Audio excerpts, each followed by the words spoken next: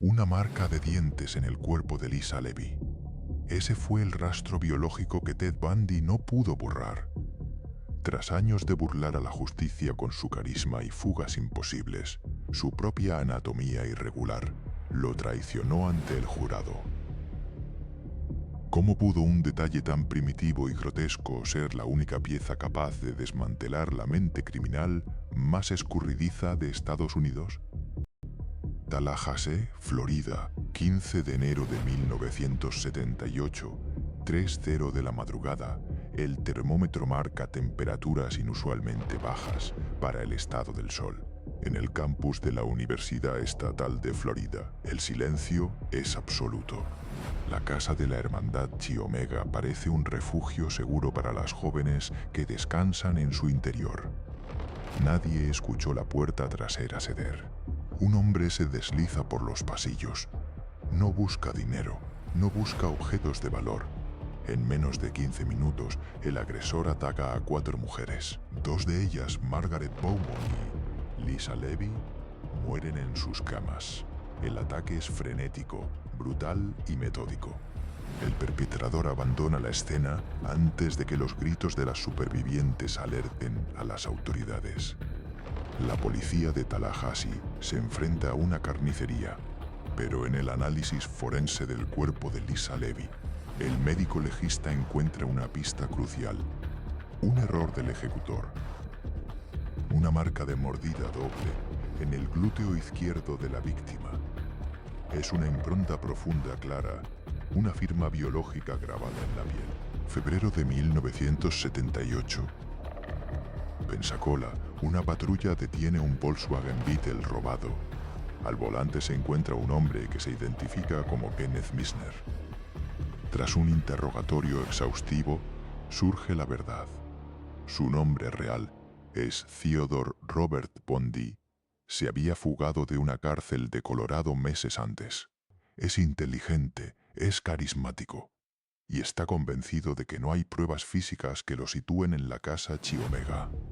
En 1978, la tecnología del ADN no existe para los tribunales.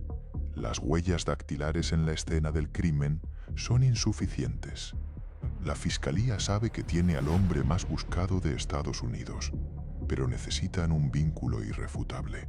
Entra en escena el Dr. Richard Subiron, odontólogo forense, Miami, 1979, el primer juicio televisado de la historia de Estados Unidos. Bundy, que ejerce su propia defensa, sonríe a las cámaras. Confía en su capacidad de manipulación. El Dr. Subiron sube al estrado. En sus manos sostiene una prueba que el acusado no puede refutar con retórica: un molde de yeso de la dentadura de Bundy. El perito proyecta una fotografía a gran escala de la mordedura hallada en Lisa Levy. Sobre la imagen coloca una transparencia de los dientes del acusado. La sala queda en silencio. Los dientes de Bundy son irregulares. Están desalineados. Presentan un patrón de desgaste único. La transparencia encaja con una precisión matemática sobre las marcas en la piel de la víctima. Los bordes incisales, las astillas en el esmalte. Cada detalle coincide. Es una huella dental tan única como una dactilar. Bundy deja de sonreír. La odontología forense, una disciplina entonces emergente, se convierte en el pilar del caso. Subiron demuestra ante el jurado que es físicamente imposible que otra persona hubiera dejado esa marca. No hay coartada que valga contra la biología. El 24 de julio de 1979, tras menos de 7 horas de deliberación, el jurado dicta su veredicto: culpable de 2 cargos de asesinato en primer grado y 3 cargos de intento de asesinato. La marca de mordida, ese rastro de ferocidad, dejado en la oscuridad de una noche de invierno, fue la evidencia definitiva que terminó con la carrera delictiva de uno de los criminales más esquivos de la historia. La ciencia forense había hablado. El caso estaba cerrado. Sin embargo, la sentencia de muerte dictada por el juez Edward Cowart no fue el final del camino, sino el inicio de una batalla legal y psicológica que se prolongaría por una década. Mientras el veredicto de Miami recorría los titulares de todo el mundo, otro proceso judicial aguardaba en las sombras, el caso de Kimberly Leach. Solo 3 semanas después del horror en la casa Chi Omega y antes de su captura definitiva en Pensacola, Bundy había atacado de nuevo. Esta vez, su víctima no era una universitaria, sino una niña de 12 años en Lake City. El juicio por el asesinato de Kimberly Leach, celebrado en Orlando en 1980, añadió una segunda condena a muerte a su expediente. La evidencia física, de nuevo, fue devastadora. Fibras de la ropa de la niña halladas en el vehículo robado que Bundy conducía y el testimonio de un testigo que lo vio llevarse a la pequeña del patio de su escuela. Bundy fue trasladado a la prisión estatal de Florida en Rayford. Allí, el hombre que había desafiado al sistema judicial se convirtió en el recluso número 69.063. Pero lejos de aceptar su destino, inició una sofisticada maquinaria de apelaciones. Durante los años 80, Bundy utilizó su conocimiento del derecho para dilatar su ejecución. Cambió de abogados, alegó incompetencia mental y cuestionó cada prueba forense. En las entrevistas desde el corredor de la muerte, mantenía una fachada de inocencia absoluta, presentándose como una víctima de un error judicial y del sensacionalismo mediático. Su carisma seguía atrayendo a una audiencia morbosa.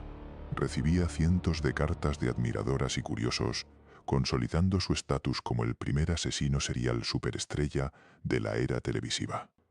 Pero tras los muros de Rayford, la presión aumentaba. Los estados de Washington, Utah, Colorado y Oregón seguían acumulando expedientes de mujeres desaparecidas que encajaban en su modus operandi. El FBI, a través de su unidad de ciencias del comportamiento, comenzó a ver en él un caso de estudios sin precedentes. Agentes como Robert Keppel y Bill Hagmaier empezaron a visitarlo, intentando descifrar la mente de un depredador que no dejaba de jugar con la verdad. A medida que las fechas de ejecución se programaban y luego se suspendían por órdenes judiciales de último minuto, Bundy comprendió que su tiempo se agotaba. En 1986, tras el rechazo de varias apelaciones ante la Corte Suprema, su estrategia cambió drásticamente. El hombre que durante años había negado cualquier participación en los crímenes comenzó a ofrecer algo a cambio de tiempo, confesiones. Bundy empezó a hablar, pero lo hizo de forma calculada. No confesaba por remordimiento, sino por supervivencia. Inició un macabro intercambio de información con los investigadores de los distintos estados, revelando detalles de asesinatos que nadie le había atribuido oficialmente y señalando lugares donde estaban enterrados restos que llevaban años desaparecidos.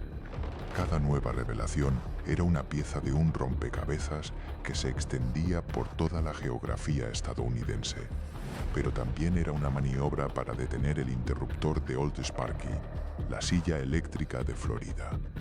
El juego de manipulación de Bundy entraba en su fase más desesperada. Mientras tanto, afuera de la prisión, la opinión pública y los familiares de las víctimas exigían que la justicia, postergada durante años, finalmente se cumpliera. El reloj de la justicia de Florida, que durante años había avanzado con una lentitud exasperante, comenzó a acelerar su ritmo de forma implacable a principios de 1989. El gobernador Bob Martínez, firme defensor de la pena capital, dejó claro que no habría más prórrogas. Para Bundy, el tiempo ya no se medía en años, sino en horas. En este escenario de máxima tensión, las visitas del agente especial Bill Hagmaier de la Unidad de Ciencias del Comportamiento del FBI se volvieron diarias.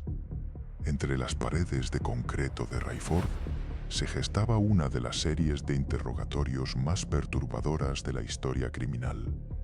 Bundy, despojado de sus trajes a medida y de su arrogancia ante las cámaras, se mostraba ahora como un hombre demacrado, pero cuya mente seguía funcionando como un mecanismo de relojería. Aghmayer logró lo que nadie había conseguido, que Bundy hablara en primera persona.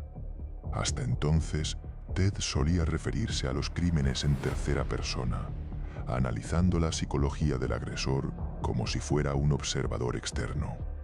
Pero ante la cercanía de la silla eléctrica, la barrera se rompió. Bundy empezó a detallar el horror. Confesó haber regresado a las escenas del crimen en múltiples ocasiones, describiendo actos de necrofilia que dejaron incluso a los investigadores más experimentados en un estado de absoluto estupor. Reveló que en algunos casos había decapitado a sus víctimas y conservado sus cabezas en su apartamento como trofeos macabros, un detalle que nunca antes había trascendido a la prensa. Mientras tanto, un equipo de investigadores de los estados de Washington y Utah voló a Florida en un último intento por cerrar casos que llevaban más de una década abiertos. En una sala pequeña y sofocante, Bundy dibujó mapas a mano alzada. Con una precisión quirúrgica, señaló laderas de montañas y bosques densos donde había abandonado los restos de mujeres como Cowkuns o Susan Rancourt. Cada nombre que pronunciaba era una puñalada de realidad para las familias que durante años habían albergado la mínima y desesperada esperanza de un error administrativo. Sin embargo, los fiscales de Florida veían estas confesiones como lo que realmente eran: una táctica de dilación.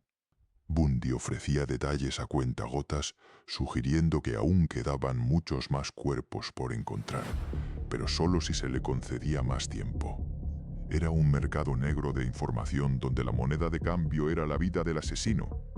En el exterior de la prisión, el ambiente era eléctrico. Cientos de personas comenzaron a acampar en los alrededores, pero no para pedir clemencia. El sentimiento social había alcanzado un punto de ebullición. La figura del asesino carismático se había evaporado, dejando paso a la exigencia de un castigo definitivo. Apenas 24 horas antes de la ejecución programada para el 24 de enero de 1989, Bundy jugó su última carta mediática. Accedió a una entrevista grabada con el psicólogo y locutor religioso James Dobson. En lo que muchos analistas consideran su manipulación final, Bundy no culpó a su propia naturaleza, sino a la pornografía violenta, afirmando que ésta había moldeado su mente y alimentado sus impulsos destructivos. Fue un intento desesperado por ganar el apoyo de los sectores más conservadores del país, presentándose como una víctima de la decadencia cultural. Mientras las cámaras capturaban su supuesta contrición, en las oficinas de la prisión se realizaban las pruebas finales de Old Sparky.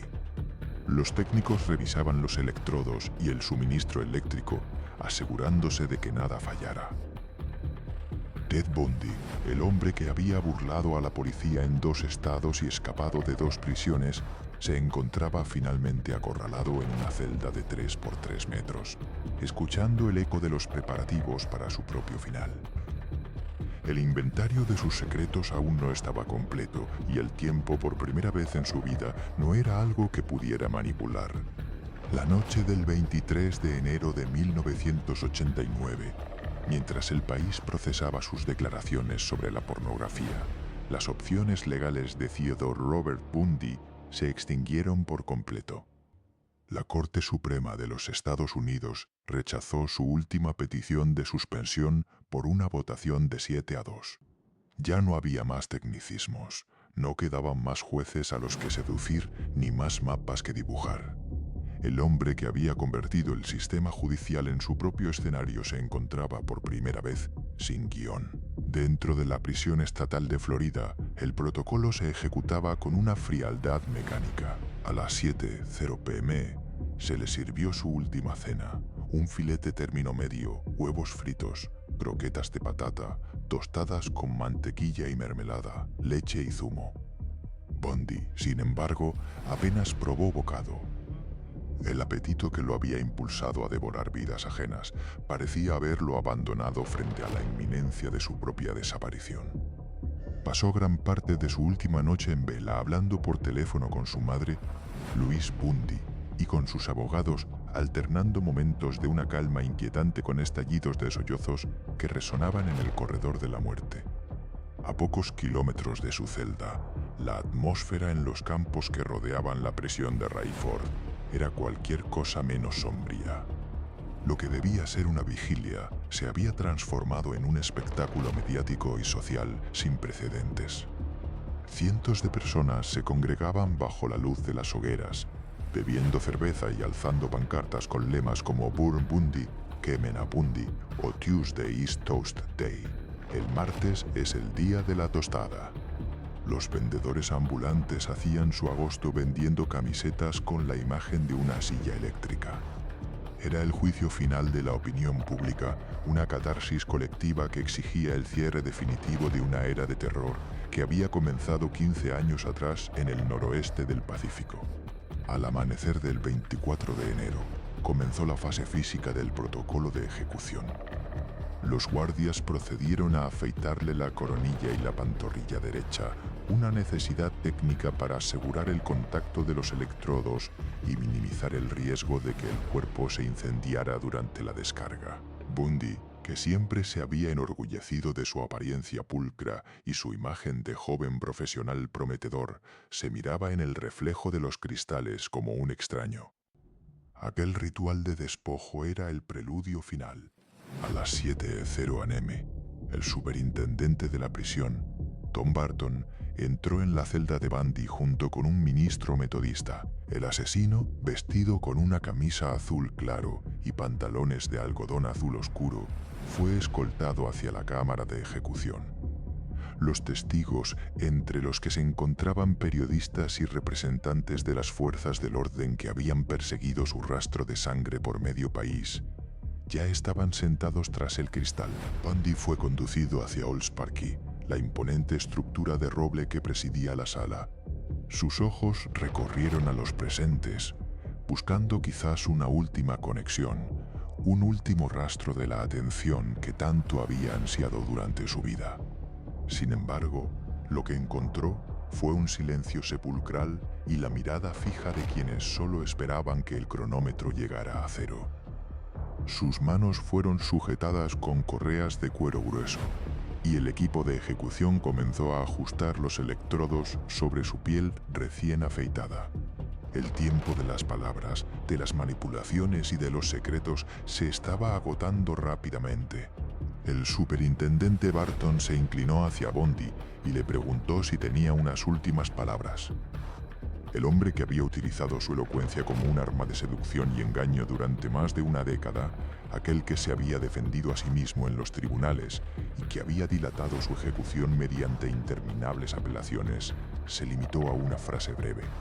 Con la voz ligeramente temblorosa, miró hacia sus abogados, Jim Coleman y Fred Lawrence, y dijo: «Jim y Fred, me gustaría que les dieran mi amor a mi familia y a mis amigos».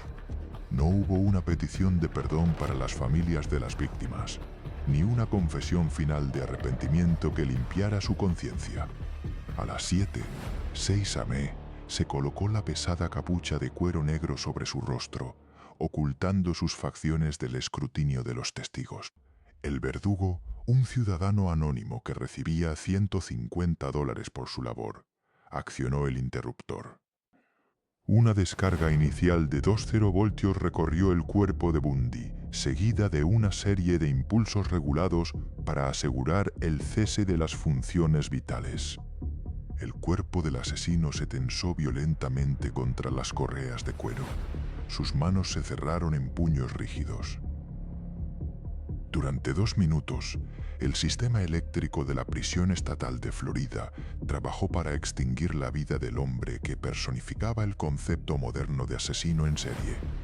Tras un breve periodo de enfriamiento, el Dr. Edward Guy se acercó al cuerpo y colocó el estetoscopio sobre el pecho de Bundy. A las 7:16 AM fue declarado oficialmente muerto. En el exterior, el anuncio de su fallecimiento fue recibido con una ovación que resonó a través de los campos de Rayford. Alguien levantó una bandera blanca y la multitud estalló en vítores, lanzando fuegos artificiales al cielo de la mañana. La noticia corrió como la pólvora. El Casanova asesino ya no existía. Pero mientras el público celebraba, para los investigadores de varios estados, el trabajo estaba lejos de terminar. La muerte de Bundy dejaba tras de sí un vacío de información que solo él poseía. En las semanas y días previos a su ejecución, Bundy había iniciado un juego final de revelaciones con el agente especial del FBI, Bill Hagmaier, y el detective Robert Keppel. Consciente de que su tiempo se agotaba, Bundy comenzó a limpiar los estantes, como él mismo decía. Confesó detalles sobre crímenes que nunca se le habían imputado formalmente, proporcionando localizaciones de restos humanos en las montañas de Washington, Utah y Colorado. Sin embargo, los investigadores sabían que Bundy seguía manipulando la verdad. Sus confesiones eran estratégicas, dosificadas para mantener su relevancia hasta el último segundo. A medida que el cuerpo de Bundy era trasladado en una furgoneta blanca hacia la oficina del forense en Gainesville, los equipos de investigación en el noroeste del Pacífico se preparaban para reabrir expedientes que habían estado acumulando polvo durante 15 años. La cifra oficial de sus víctimas se fijó en 30, pero el propio Bundy, en una de sus últimas conversaciones con Hagmaier, había sugerido de forma críptica que el número real podría ser mucho mayor. Añade un dígito a eso, había insinuado, dejando entrever la posibilidad de que decenas de familias aún buscaran respuestas que él se llevaba a la tumba. La investigación entraba ahora en una fase forense y retrospectiva. Sin el testimonio del autor, los detectives debían cruzar los datos de las confesiones de última hora con las pruebas físicas recolectadas en los años 70. El análisis de su modus operandi se convirtió en la piedra angular para el desarrollo de la unidad de ciencias del comportamiento del FBI. Bundy no solo dejó un rastro de sangre, dejó un rompecabezas incompleto que obligaría a las fuerzas del orden a replantearse todo lo que creían saber sobre la naturaleza del mal. Mientras el forense en Gainesville iniciaba la autopsia de rutina, un procedimiento estándar que no reveló anomalías físicas ni lesiones cerebrales que pudieran explicar su conducta. El rastro de Bundy comenzaba a ser reevaluado bajo una nueva luz técnica. No había tumores, no había malformaciones.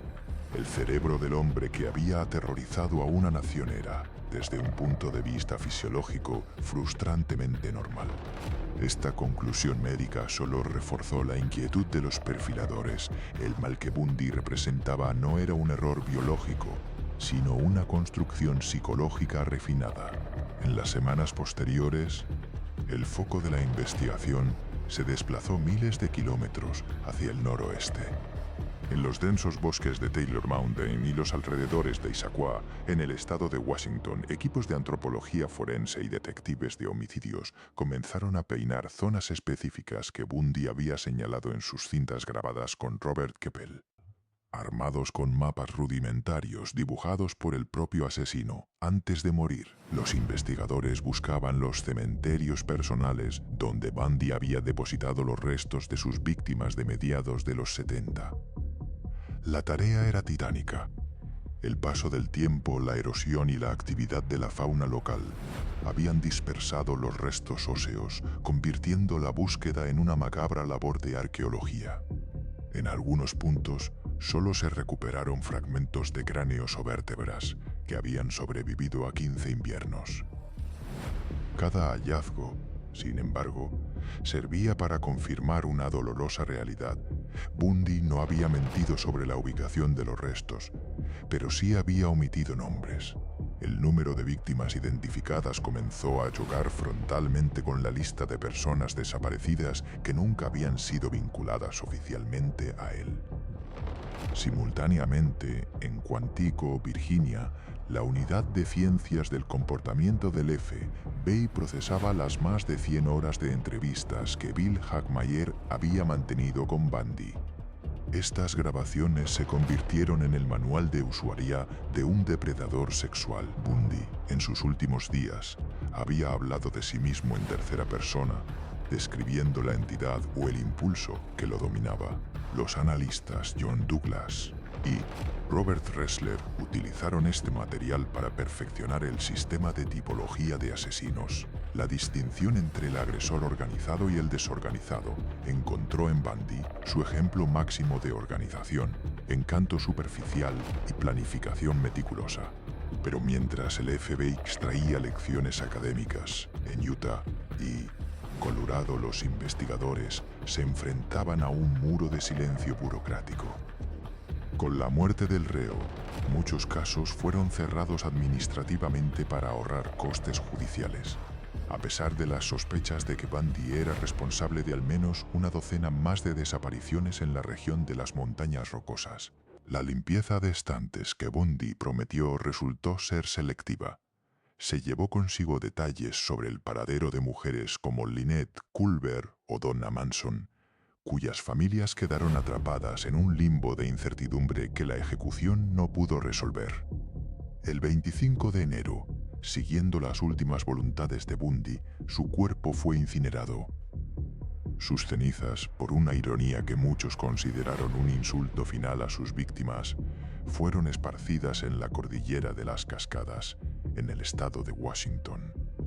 Era el mismo territorio salvaje donde él había ocultado los cuerpos de las jóvenes que cazó durante su primer y más prolífico periodo de actividad criminal. Sin embargo, la narrativa de Bundy no se detuvo con la dispersión de sus cenizas. Un nuevo frente de investigación se abría en Florida, centrado no en sus crímenes, sino en los fallos sistémicos que le permitieron operar durante tanto tiempo. Los archivos de la prisión estatal de Florida y los registros de sus 2 fugas previas en Colorado fueron sometidos a un escrutinio sin precedentes. La pregunta ya no era qué había hecho Bundy, sino cómo el sistema judicial y policial de 3 estados distintos había colapsado de forma tan estrepitosa ante un solo hombre. Las ramificaciones de esta negligencia institucional apenas comenzaban a salir a la superficie.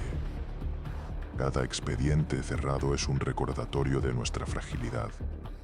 Únete a la investigación. Memento Mori.